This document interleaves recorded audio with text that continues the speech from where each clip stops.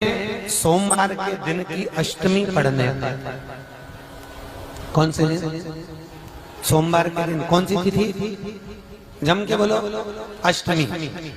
सोमवार के दिन अगर अष्टमी तिथि पड़े और उस दिन अगर 5 बेलपत्र भगवान शिव को समर्पित कर दी जाए तो व्यक्ति जो सोचकर, जिस कामना से, जिस मनवांछित फल के लिए बेलपत्र चढ़ाता है, उसकी वो कामना मात्र 3 महीने में पूरी हो जाती है।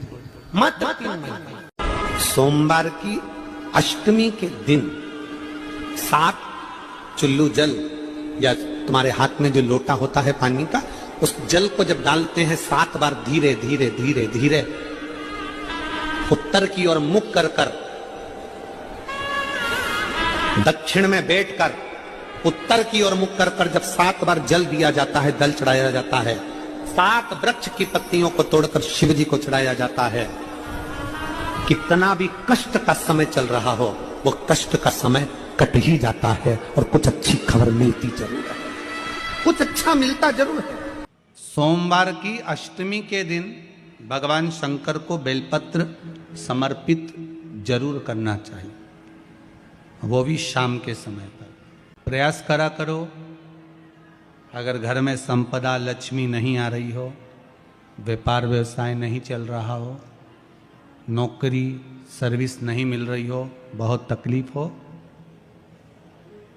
7 बेलपत्री केसर को घिसकर चंदन बनाकर बेलपत्री पर बीच वाली पत्ती पर ओम लिखना है। दोनों पत्तियों पर भी एक आद्यशक्ति जगदम्बा के नाम की केसर की बिंदी लगाना है, दूसरे में श्री गणेश रिद्धि सिद्धि के नाम की बिंदी लगाना है।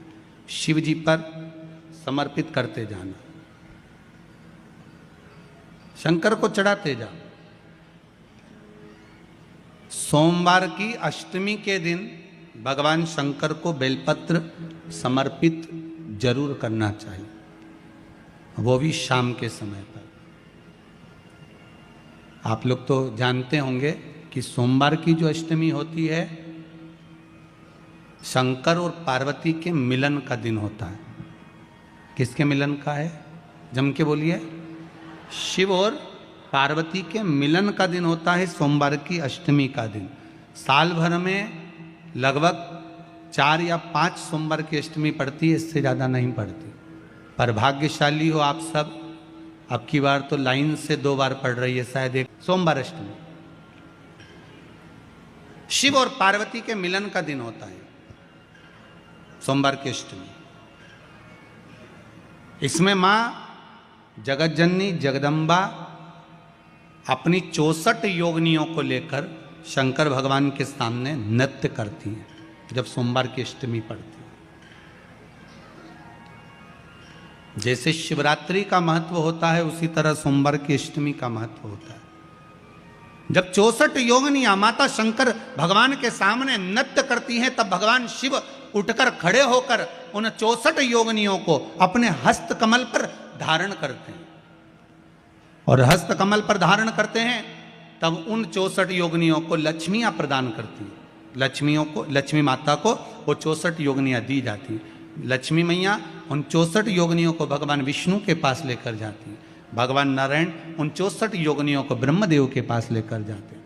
उन 64 योगिनियों को ब्रह्मा जी ब्रह्माणी को प्रदान करते हैं। ब्रह्माणी उस 64 योगिनियों को ले जाकर माँ जगतजननी आद्य शक्ति को देती हैं। आद्य शक्ति उन 64 योगिनियों को ले जाकर शिव को समर्पित करती हैं।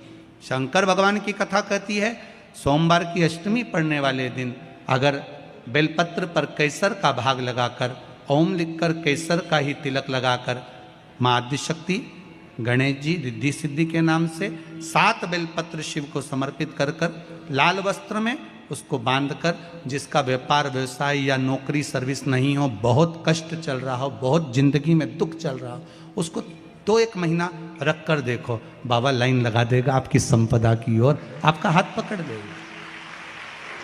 सोमवार की अष्टमी शिव को रिझाने की होती है, भगवान शंकर को मनाने के लिए, शिव को प्राप्त करने का एक साधन है।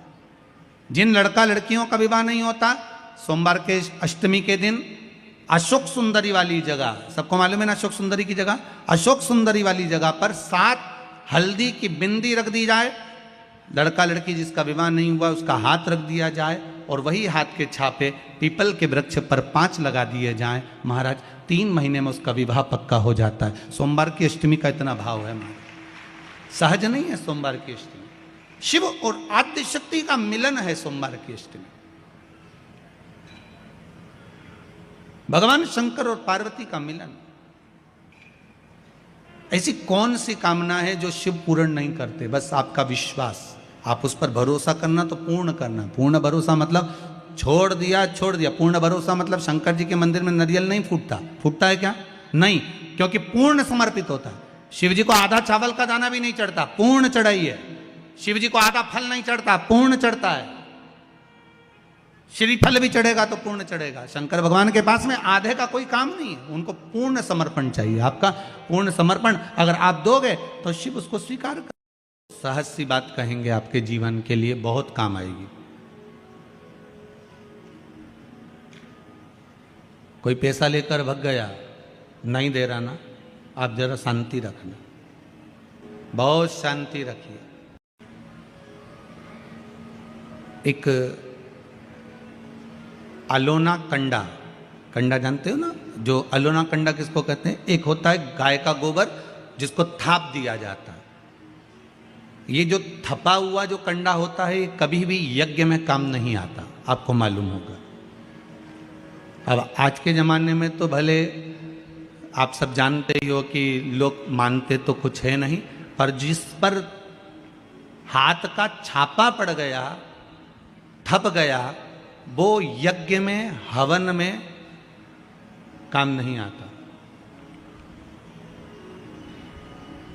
हमारे बीच में 2 संत बैठे हुए हैं, आपके भी स्मरण में रहा होगा कि जो थाप दिया जाए, जिस पर हाथ का छापा आदि पड़ जावे और उसको थाप दिया जाए, वो कंडा कहलाता है। और वो पूजन में या यज्ञ आदि में उसका क्रम नहीं है।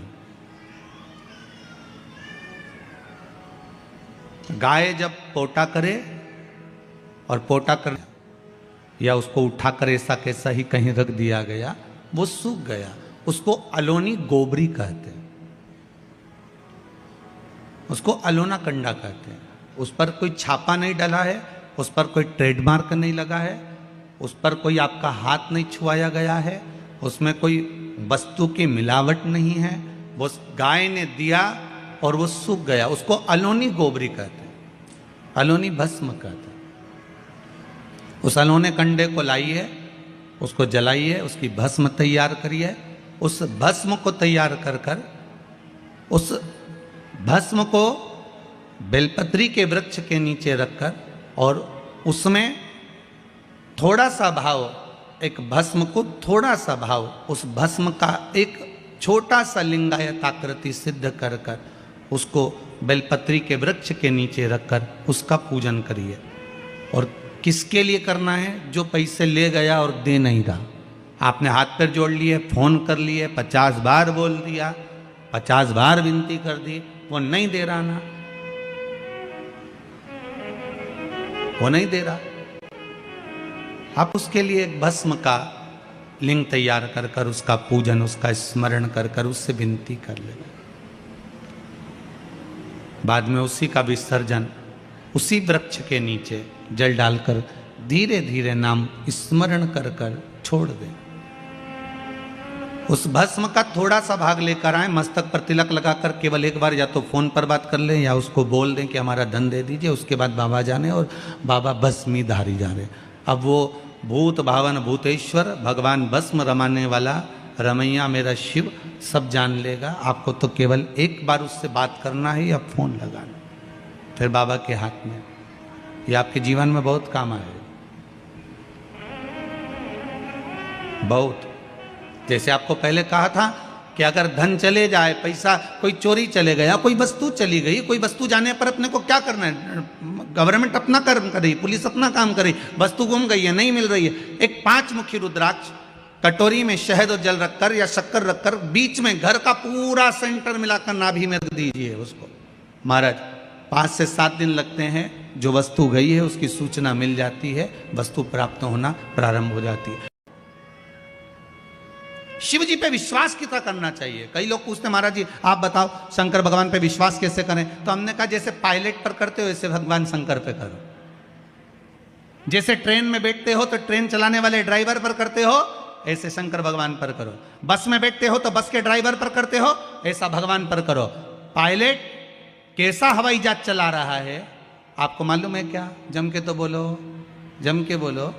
मालूम है? आप तो आराम से अंदर जाके पायलट का दरवाजा बंद, वो अकेला उधर तुम इधर, अब बढ़िया चकाचक सो रहे हो। तो पायलट पर विश्वास किया कि नहीं किया कि वो कहाँ ले जा रहा है, कैसे चलाएगा, क्या करेगा? ना तो पायलट दिखे ना आगे का दिखे, तुम्हें तो बादल ही बादल दिखे। बोलो सही है कि गलत है? इसके सिवाय कुछ दिखे तो तुम तो बिल्कुल अंधे भक्त बनकर बैठ गए कि पायलट चला रहा है, अपने को क्या करना। और मैं नाम बोला जाता है कि आज ये पायलट फ्लाइट को चला रहा है, बस उसी तरह तुम अंदर जाके बैठ गए, अब पायलट लेकर जा। उसी तरह ट्रेन में आराम से सो रहे, वो अकेला बेचारा ड्राइवर बटन दबाए, ये दबाए, सिग्नल नहीं देखे और तुम्हें निपटा दे। तो पर भरोसा करा कि नहीं करा? जम के तो बोलो, करा कि नहीं करा भरोसा? विश्वास करा कि नहीं करा कि ड्राइवर चला रहा है, गाड़ी ले जा रहा है, ट्रेन चला रहा है, आप तो आराम से सो, रात भर सोए, चकाचक सवेरे उठे ना मुंडा घिसा फिर बैठ गए ट्रेन के अंदर, और ड्राइवर चला रहा है, अपने को कोई टेंशन ही नहीं, क्योंकि उस पर अपने विश्वास करा, उस पर भरोसा करा। बस वाला बस चला रहा है, तेज चला रहा, कम चला रहा, कैसी चला रहा, ऊंची चला रहा, नीची चला रहा, तुम तो बैठो। हाँ ज्यादा तेज चला तो तुम भी कहते जरा धीमे चला भैया, भैया ऐसा चला भैया। और कई कई मालिकों की आदत रहती है, वो ड्राइवर को दिन भर टोका करते, धीरे धीरे धीरे, आराम से, धीरे, दचका है, स्पीड ब्रेकर है, सावधान रखो। अच्छा तुम तो कह देते हो कि धीरे धीरे, पर ड्राइवर से तो पूछो, अंदर अंदर इतनी गाली बकता, चुपचाप तो बैठ जा। और ड्राइवर ये सोचता होगा कि चुप ही नहीं बैठ रहे, तो बोले जाए बोले जाए बोले जाए। करा कि नहीं करा विश्वास? फ्लाइट चलाने वाले उस पायलट पर करा, ट्रेन चलाने वाले उस ड्राइवर पर करा, बस चलाने वाले उस ड्राइवर पर करा। जितना विश्वास कर कर आराम से तुम ट्रेन में सोए हो, फ्लाइट में आराम से सामान लेके बैठ गए हो, शंकर की कथा कहती उतना विश्वास तुम शंकर पर कर लो और शांति से जीना चालू कर दो, बाकी का सब निपटा लेगा वो। आराम से सो, क्या किसको रोइए, चादर तान के सोइए, वो भरोसा उस पर रखो, बने पट ले।